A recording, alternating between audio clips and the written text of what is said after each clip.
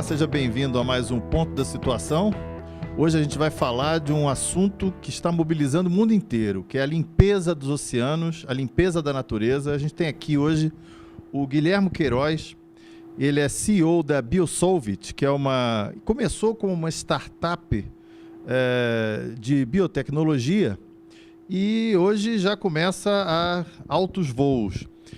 O Guilherme tem 44 anos, é de Volta Redonda, no Rio de Janeiro, e tem pós-graduação em administração de empresas na Fundação Getúlio Vargas, depois de um curso de formação em análise de sistema.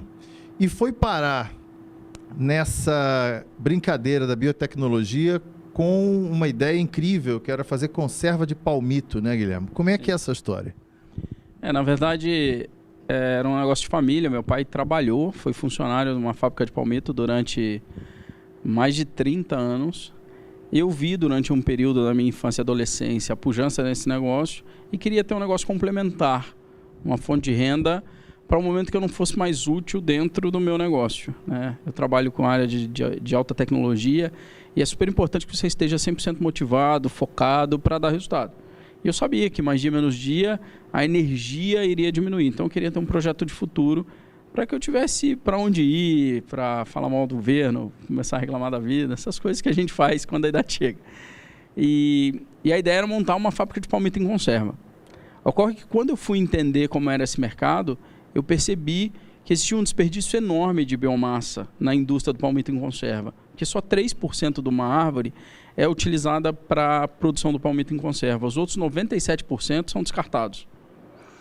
E aí nasceu a Biosolvit.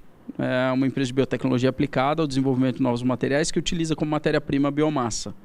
Exatamente. Essa biomassa do palmito. Biomassa do palmito e outro tipo, ou diversos outros tipos de biomassa. Na verdade, nossas pesquisas hoje não se concentram apenas na reutilização do palmito. A gente pesquisa a reutilização, por exemplo, de bagaço de laranja, utilizado na indústria do suco em conserva, por exemplo, e outras fibras e outros materiais de outras lavouras e processos industriais. Mas o legal é que a biomassa do palmito acabou virando um material que hoje pode ajudar a resolver um problema gravíssimo nos oceanos, que é o vazamento de óleo, né? Então, é ele que absorve óleo do oceano e tem uma performance fantástica, não é isso? Sim. As coisas não acontecem por acaso, mas também tem uma boa dose de coincidência em tudo que a gente faz, né? Nós vimos pesquisando a utilização dessa biomassa em parceria com diversas universidades. Um aluno de um curso de graduação de uma dessas universidades tinha trabalhado numa empresa que produzia produtos de absorção e contenção para derramamentos com petróleo e derivados. Essa indústria estava passando por dificuldades. O Wagner tinha sido desligado durante o processo de criação desse material. Eu acabei conhecendo ele, gostei do projeto, gostei acima de tudo dele, da pessoa, e a gente acabou compondo uma sociedade para que ele viesse a fazer parte da Biosolvit. Inicialmente para trabalhar com uma linha de produtos que a gente já tinha, mas também para a gente pensar no futuro em atuar na área de absorção e contenção de petróleo. Quando nós percebemos que isso podia ser um bom negócio, nós transformamos a Biosolvit numa startup. Aí você fala, poxa, como é que você transforma uma ideia numa startup? O que eu classifico como uma startup, tá? Não tem embasamento teórico nisso, é só a minha experiência prática. O que eu classifico como uma startup? É uma empresa que tem um produto inovador e que necessariamente está levantando recursos no mercado. Porque se você tem um produto inovador, mas não precisa de dinheiro, desculpa, você não é uma startup, você é um negócio nascente que tem grana para se manter e que mais dia menos dia vai decolar. Vai decolar ou vai achar seu caminho, ou vai pivotar o negócio, sei lá. Se você está precisando de dinheiro para montar um negócio, mas não tem um negócio inovador, você também não é uma startup. Você está querendo montar um outro negócio, vai montar um salão de beleza, você vai montar um negócio que já existe. Agora, quando você tem essas duas coisas presentes, digamos assim, eu preciso do recurso e eu tenho um negócio inovador, aí sim, eu acho que é uma startup. Então, a gente posicionou a Biosolvit como startup e nós descobrimos, né?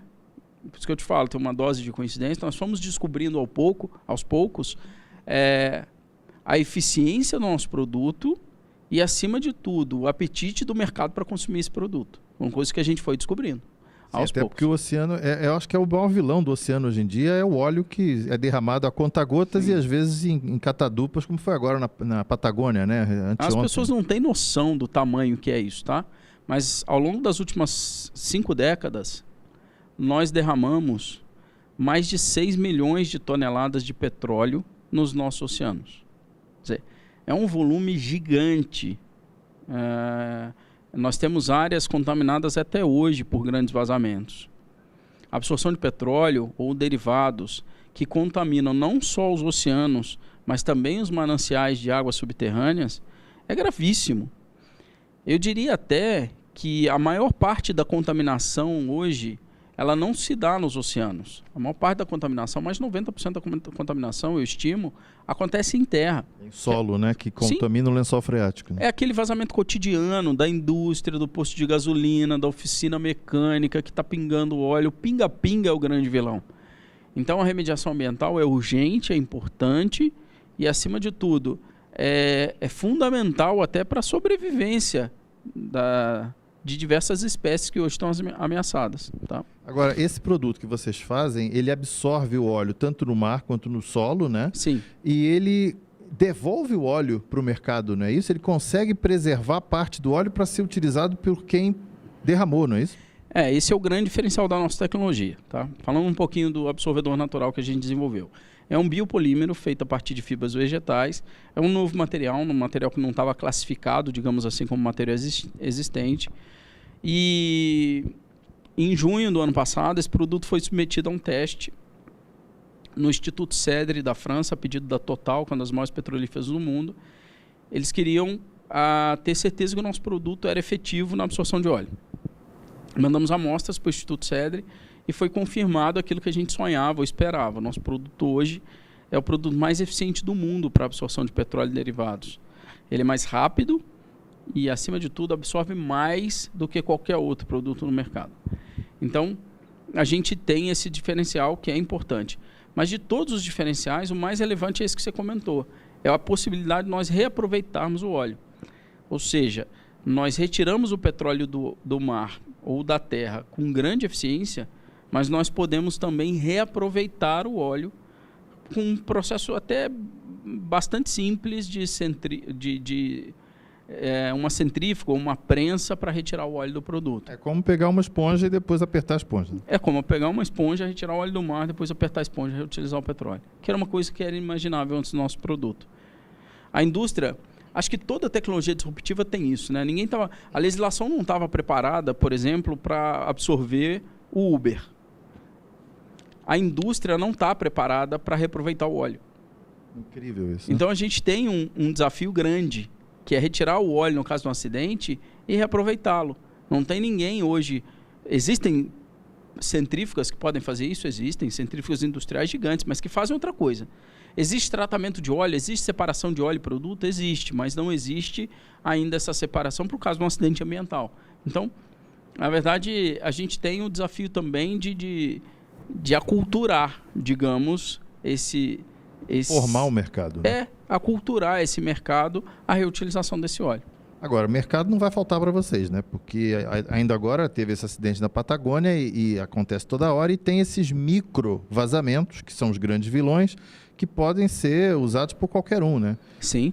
O mercado de absorção de petróleo hoje é um mercado de 130 bi de dólares no mundo e, segundo estimativas do Granville Research, esse número deve atingir 180 bi de dólares em 2025. Quer dizer, é um mercado gigante. Nosso desafio não é o tamanho do mercado. O nosso desafio é a nossa própria capacidade de atingir o mercado, né? Capacidade produtiva, time de marketing e, acima de tudo, efetividade da nossa força comercial. Então, esse é o desafio. A gente agora está num bom momento, eu diria. Né? Nós estamos comemorando aí a possibilidade de um acordo com um importante family office aqui no Brasil, um investimento significativo na nossa operação, que vai fazer com que a gente tenha fôlego para fazer o dever de casa e crescer na velocidade que a gente pode. A gente já está escalando bem, nós já fizemos um investimento inicial, nosso seed foi importante, a gente fez um seed na ordem de R$ 1.850.000, é um seed forte, com um valuation de 10 milhões. Agora a gente está fazendo um Série A com uma expectativa de um valuation bem legal. Tá? Então, assim, por força de um acordo de confidencialidade, eu não posso dar detalhes, tá? Mas o acordo está praticamente fechado, a gente deve assinar nos próximos dias com um valuation bem bacana, com capacidade, com recurso que vai nos dar capacidade de investimento para atender o mercado nacional e parte do mercado internacional. Ou seja, a gente está num bom momento. Agora, deixa eu só mudar um pouco de vilão, né? Que tem o vilão petróleo, mas tem um vilão aí que o mundo inteiro começa a ficar apavorado, que é o plástico, né? Só uma das ilhas de plástico que está navegando aí pelo mundo tem 80 mil toneladas de plástico e 1,6 milhão de quilômetros quadrados. Ela fica entre o Havaí e a costa oeste americana, ali a Califórnia, e tem mais ou menos o tamanho de 3 estados de Minas Gerais. Isso é uma loucura, fora o microplástico que está aí boiando na costa, tá fora da vista, e né? na areia. Vocês já estão olhando para esse outro vilão também? A gente pode esperar alguma coisa para tentar reduzir esse... Na verdade, é assim, o que o mundo hoje na verdade, o mundo, de maneira geral, está trabalhando em 2 frentes. Uma é a remediação daquilo que a gente já fez de errado, né? A gente precisa da destinação desse resíduo. Tem um problema grave. Por que a gente resolveu reaproveitar o óleo, tá? Vou explicar. Resolveu não, né? Por que o nosso produto é tão diferente e por que o grande diferencial é o reaproveitamento do óleo? Porque antes, você recuperava o óleo, no caso do acidente, você tinha que incinerar. Então você tira o óleo do mar ou da terra, mas coloca na atmosfera. Você só mudou o meio contaminado, que é a contaminação. E não ganha nada com essa incineração. Não vira energia. Você tirou da vista. Tá? Reaproveitando o óleo, você elimina, quer dizer, você queima menos resíduo, economiza dinheiro com isso. É fundamental. Extrai menos, né? Exatamente, extrai menos. E ainda não polui a atmosfera.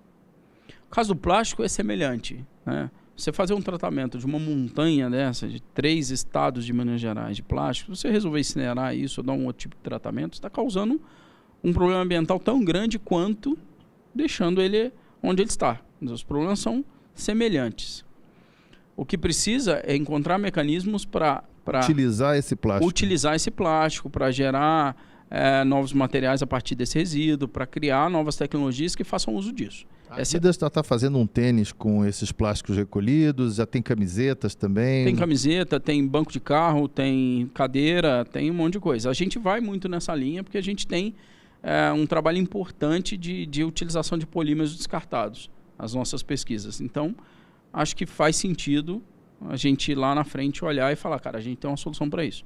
Agora, tem uma outra linha, que é a linha de evitar o problema daqui para frente, né? Você já criou daqui para trás, você tem que remediar. Mas vamos evitar o que está para frente. Quando você olha o mercado europeu, por exemplo, a consciência sobre isso já é muito maior. Plástico biodegradável, a utilização, a não utilização... Produtos alternativos. Parece uma besteira, cara, mas parar com canudinho, sabe? O canudinho de plástico que a gente bebe todo dia. Embalagens, tem gente embalando em folha de bananeira, né? Agora exatamente. Para o canudinho, para a embalagem.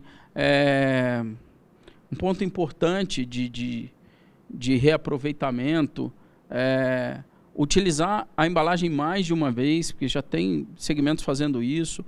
A sacolinha do mercado que a gente reclama, mas não tem mais a sacolinha para levar para casa. Cara, por favor, acho que é o mínimo que nós, como consumidores, podemos fazer, não utilizar aquela sacolinha. Na Europa tem muita sacolinha biodegradável. A nossa também já é, né? Essa sacola que agora é feita de álcool, né? Agora, né? Isso é novo para nós.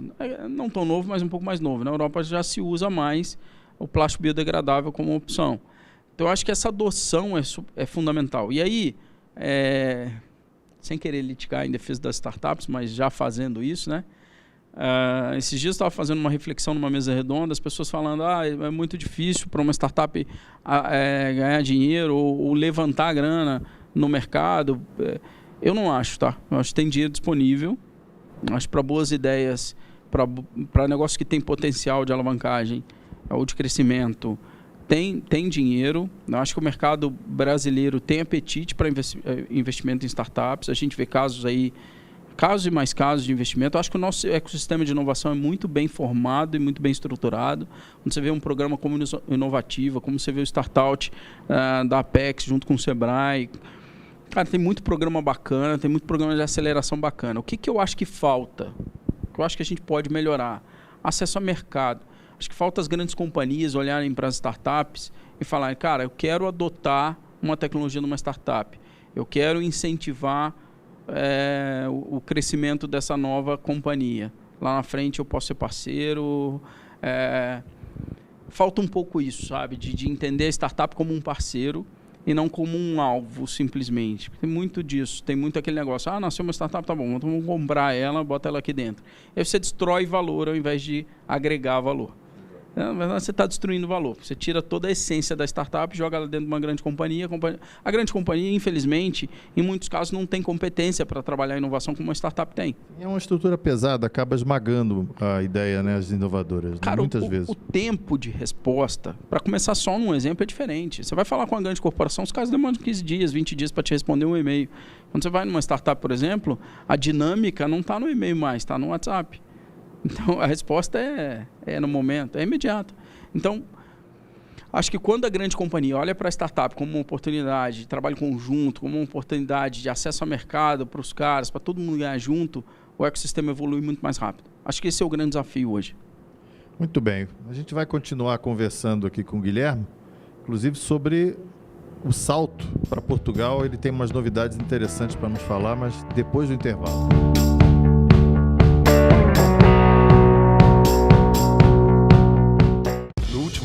Mais de 1 bilhão de pessoas viajaram pelo mundo.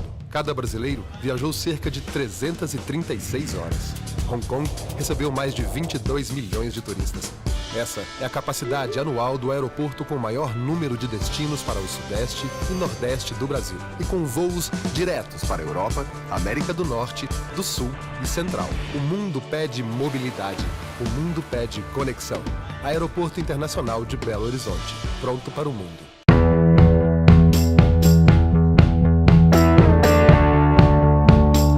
Muito bem, estamos de volta aqui com o Guilherme Queiroz da Biosolvit e vocês estão com um pé em Portugal e uma novidade bacana. Conta aí, Guilherme, como é que vocês estão passando para o outro lado do Atlântico?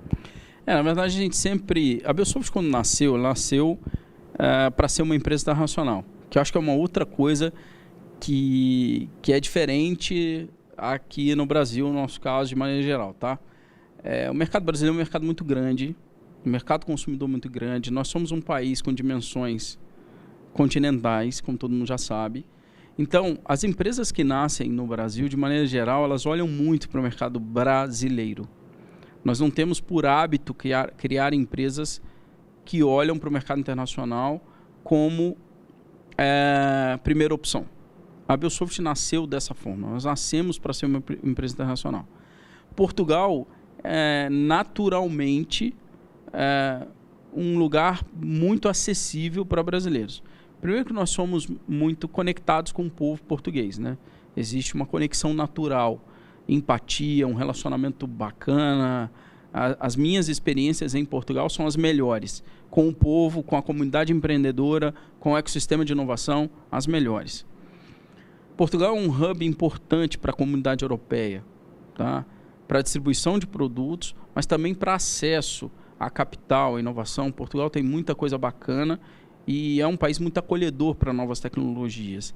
Tem negócios muito legais no ecossistema português, tá? Eu tive a oportunidade de conhecer a Uniplaces, o unicórnio português.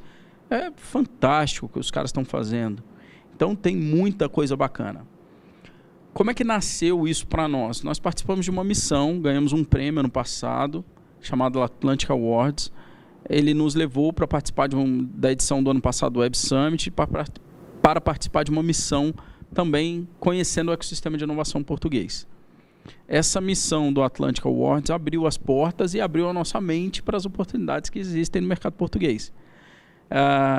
Particularmente também abriu a possibilidade de a gente negociar com um fundo que é português, que acabou não evoluindo naquele momento, mas que mantém, digamos assim, nós mantemos a esperança também de, mais dia menos dia, ter algum tipo de colaboração com ele.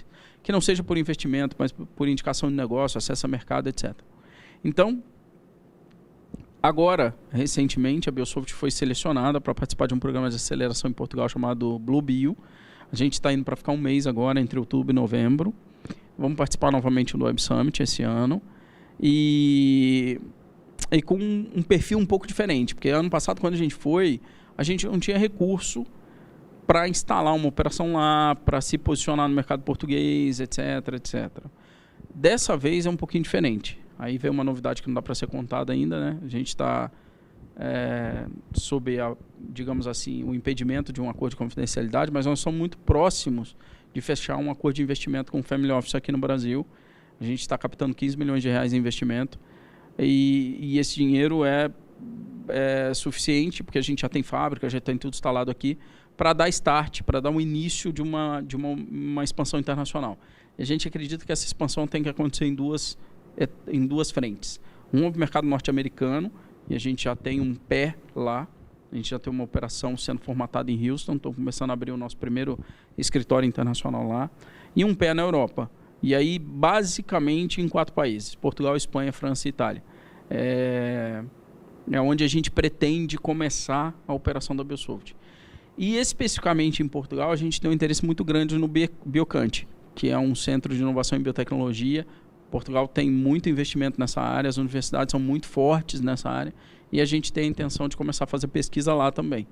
Então, para nós é meio que mandatório que a gente esteja de alguma maneira em Portugal. O que para mim não vai ser sacrifício nenhum, porque ter que visitar Portugal de vez em quando é uma dádiva, é um presente, não é sacrifício nenhum. Bacana. E agora, esse movimento para Portugal, vocês olham o mercado português, não só de inovação, agora eu estou falando do mercado de consumo, né? O que vocês olham para Portugal em termos de usar o que vocês já sabem fazer para a realidade portuguesa? Não tem tanto vazamento de óleo no mar como a gente vê em outros lugares, não é um lugar de tanta... Mas basicamente, Portugal não produz petróleo, né? Basicamente não produz. Tem a Galp, que é a petrolífera lá, ela tem operações fora de Portugal, mas basicamente... Lá tem o pinga-pinga das estações de serviço, né? Esse é o ponto. Basicamente, você não tem operação de petróleo offshore. Mas você tem o pinga-pinga. Você tem o petróleo, o derivado de petróleo, que pinga no posto de serviço, você tem a indústria que gasta. Então, tem um espaço importante no mercado de absorção e contenção, tá? O nosso desafio é ser competitivo lá. E tem o mercado turístico, que precisa da praia limpa, né? Sim. Nosso desafio é ser competitivo lá. Mas, por outro lado, quando você vai para o mercado de flores e plantas, que é uma coisa que a gente não está falando aqui, mas que a Biosoft atua muito forte, você vai para o mercado de flores e plantas, faz muito sentido para a gente estar lá. Tá? É um mercado comprador de soluções para essa área. A gente produz um vaso de planta ecológico chamado Xaxim de palmeira. O Xaxim tem um forte apelo no mercado europeu. Então, a gente acredita muito na força do mercado português para esse tipo de produto, tá? Além, obviamente, do pinga-pinga que a gente falou, do mercado de absorção e contenção de petróleo e derivados. Guilherme, só para terminar, a gente tem um outro ramo de limpeza, digamos assim, que tem tudo a ver com vocês, que eu até queria saber a tua opinião, que é o reaproveitamento de água em alguns lugares. A água está ficando um bem cada vez mais escasso, né? A água para beber, né?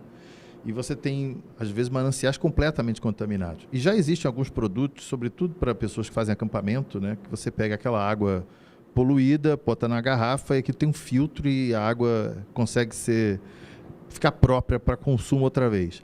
Vocês estão também nessa área, olhando esse mercado também? Se você me fizesse uma pergunta, se tivesse que fazer uma aposta em um business, em um dos negócios que a Biosoft atua, e dizer, eu só vou tocar isso para o resto da minha vida, seria esse mercado. É onde a gente atua melhor e é onde eu acho que a gente tem mais apelo. Vou te explicar. Nós hoje desenvolvemos filtros para absorção de óleo em diversas situações. Seja numa base de distribuição de petróleo, seja uma caixa de gordura dentro da sua casa. A gente produz filtros para isso. Tá? Esses filtros são absurdamente efetivos. Pra você ter uma ideia, eu tenho um filtro instalado num cliente nosso, ele recebe normalmente água com 20% a 30% de contaminação por derivados de petróleo. Depois da primeira passagem no nosso filtro, ele sai com 9 partículas por metro cúbico de óleo só. Significa que eu posso descartar aquela água no meio hídrico, porque a legislação brasileira, se não me engano, exige 20 partículas por metro cúbico, no máximo, e a gente tira com 9 depois do filtro. Na primeira filtragem. Então, pensa o seguinte, a gente tem um mercado gigantesco para atuar. Quando você olha, por exemplo, o mercado mexicano, tá? A Pemex, quando ela faz a extração do óleo, a água que é utilizada no processo, ela vem contaminada com 3 a 5% de petróleo. Se a gente utilizasse um absorvedor nosso para fazer a filtragem dessa água, eles conseguiriam, isso é um estudo que a gente fez junto com a Pemex, tá? Eles conseguiriam recuperar 2.600 barris de petróleo por dia. Significa 2 milhões de reais de recuperação de grana no processo. Ou seja, não só limpa, como é eficaz do ponto de vista financeiro. Tá louco, esse é o nosso negócio. Se a gente entrar nisso, a Biosoft vira uma companhia de classe mundial. Bacana, Guilherme, a gente conversou aqui com o Guilherme Queiroz, uma conversa excelente. E dizer, a gente, depois de uma conversa dessa, vai ficar mais otimista em relação ao futuro do planeta e da humanidade. Quer dizer, nós temos soluções para limpar esse planeta e entregar ele melhor para as próximas gerações. Desculpa te interromper, mas tem uma frase que a gente fala no nosso pitch no final, quando a gente faz o nosso pitch, que é assim: entre ganhar dinheiro e salvar o mundo, a gente escolheu os dois. Dá para fazer as duas coisas. Fantástico. Prazer, Guilherme. Obrigado e parabéns pelo trabalho. E até o próximo Ponto da Situação.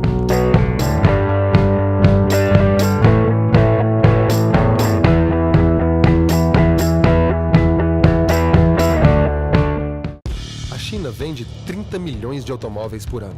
Os Estados Unidos, 10. O Brasil, 2. Para produzir um carro, é preciso no mínimo 10 segundos. Para exportar 3.000, apenas um dia. Na linha de produção de uma montadora, nenhum segundo pode ser desperdiçado. No único aeroporto de cargas do Brasil com entreposto aduaneiro, também não. O mundo pede agilidade, o mundo pede conexão. Aeroporto Internacional de Belo Horizonte, pronto para o mundo.